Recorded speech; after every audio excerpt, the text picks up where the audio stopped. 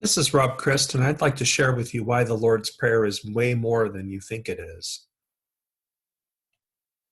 It's a demand for intimacy and simplicity.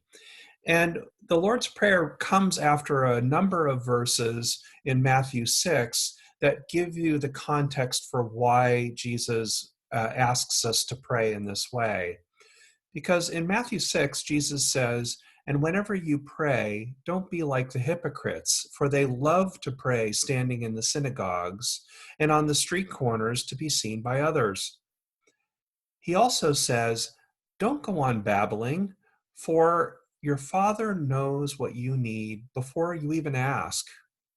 So instead, Jesus tells his disciples to cry out to God in private. And the Lord's Prayer, the prayer is literally a list of demands from God's people to the Father. In Greek, the prayer sounds much more like the rawness that we hear in the Psalms than the reverential way that we say it in the church. And it's a simple and demanding prayer in a way that we aren't accustomed to hearing in the church as well. So what I'd like to do is go through the prayer line by line and share with you some of that intimacy and some of that urgency that the prayer actually has in it. Now, there's a bit of a warning here. There's lots of Greek in here, but it's very accessible, and you don't have to know Greek in order to be able to follow along. And there are some controversies that people have had over the centuries about the Lord's Prayer, but I try to take a pretty middle of the road mainstream view of this theologically, and I hope that you can get something from that. So, our Father who is in heaven, Pater Hemon ha en tois uranois. Literally, this is our Father who in the heavens. The traditional view is that God is our Father who resides in heaven. And we have this popular conception that God is in a throne, and we acknowledge his presence there. But really, another way of looking at it, and I think more consistent with the language, is you are our Father, and we want you to do some things for us. Don't be distant and far away. We want you to come here and now. And when we pair, the reason why we know that it has more of that tone is because when you pair it with the phrase later in the prayer, on earth as in heaven, it's really about bringing God's realm, God into our realm, and a call for intimacy. Part of this is because the word Father is used, but also because there's this merging, and with the other statements in between, this merging of heaven and earth. Hallowed be your name. Hagiasteto ta onamasu. Let your name be honored. Now, the traditional view is your name is already holy, and we're just acknowledging that. But another view, and in more keeping with the Greek, because hagiasteto is actually an imperative. It is a demand of God. And it really sounds more like, make your name be special. Not something far away and holy, but make it be special. Don't let people take you lightly or misuse your name. Let your kingdom come. Eltheto he basiliasu. Let your kingdom come. Now, this isn't an imperative. This is actually a subjunctive, which is expressing a wish. Now, the traditional view is that God's kingdom will come. But the alternate way to do a look at this is that we want your kingdom to come. Don't wait. We need you to set things right here now. We need for you to make changes here now. And the reason why we know that this request has an urgency is because it's in the context of a whole bunch of imperatives or demands. It's a request for God to make our world right that we live in now. Your will be done. We're back to an imperative in this case. Genetheto ta thelamasu. Let your will be done. Traditional view is your will is to be done. Another way of looking at it is make your will be done. And it has the implication of stop the cruelty and the pain and the madness around us. Make things better for us, God. On earth as it is in heaven. Hos en urano kai epiges. Literally, as in heaven, also on earth. The traditional view is let these things happen on earth as they happen in heaven. But again, it's more of when paired with the other phrases in here, it's more like make heaven be on earth. Don't let these things stay in your realm, God. Make them happen here. Give us this day our daily bread. Ton arton hemon, ton epiusion das hemin semeron. Our daily bread give to us today. Now, traditionally, we would think that, well, give us what we need to live today. A simple request. But I think another view, again, because this word das is actually an imperative, it says, give us what you promised us today. Fulfill your promise to us, God. In the Old Testament, you made covenant with us and you promised us many things.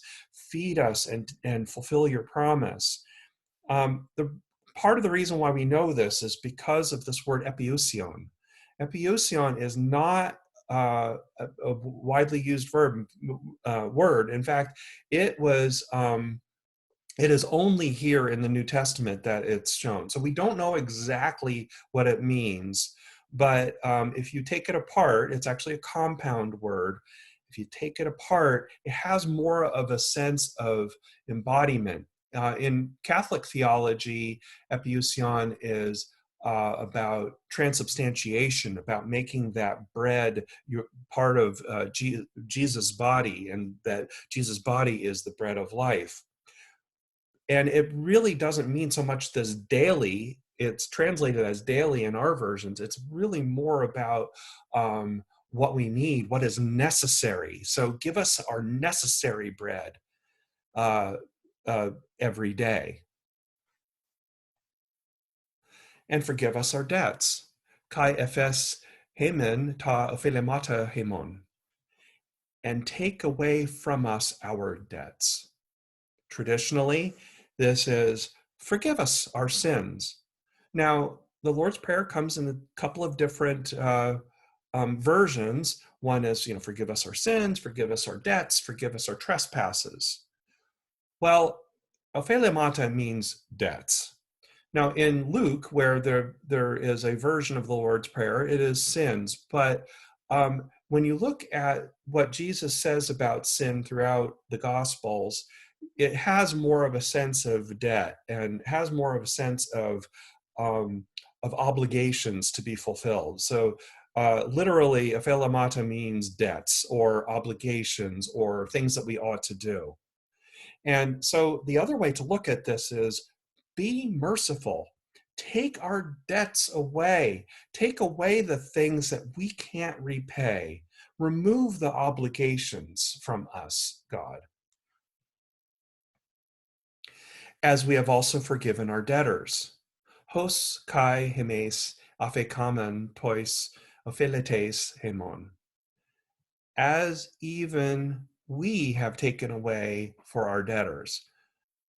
Now, traditionally, it's a kind of a bargain. Now, it kind of makes sense. In order to be forgiven, we should forgive those who already or have sinned against us. But it's a little more complicated than that in this case, because it's a bit more like we have already taken away the debts of those who owe us. So God, when we've already taken those away, those obligations, please also take away the debts that we have to you. So there's really not this bargain in the way that we traditionally think it is. It's the bargain is actually kind of the other way around. It's kind of like, hey, look, we've done our part. We ask you, God, to do your part. And we've removed those debts from those people who've owed us, and while you also remove the debts from us. And lead us not into temptation. Kai me esenikes hemas eis perasmon. And do not bring us into a trial. Traditionally, we look at this as keep us away from the temptation so we don't sin anymore. Well, the word perasmon actually has more meaning than just temptations. It really has more of a sense of trial or testing. And so, and also, this is more like God, a wish for God to don't test us. Don't bring us into a time of having to prove ourselves or to stand trial before you. Also, keep us from accumulating more debts to you. Don't put us in a position that we're going to create more debt, but deliver us from evil. Alaruse hemas apa tu peneru, but rescue us from the evil one. Traditionally, we look at this as protect us from doing evil. Whereas really, this is more about rescue. Rescue us from the evil that's all around us. Now, that could be, could be rescue us from Satan. It could be rescue us from evil people.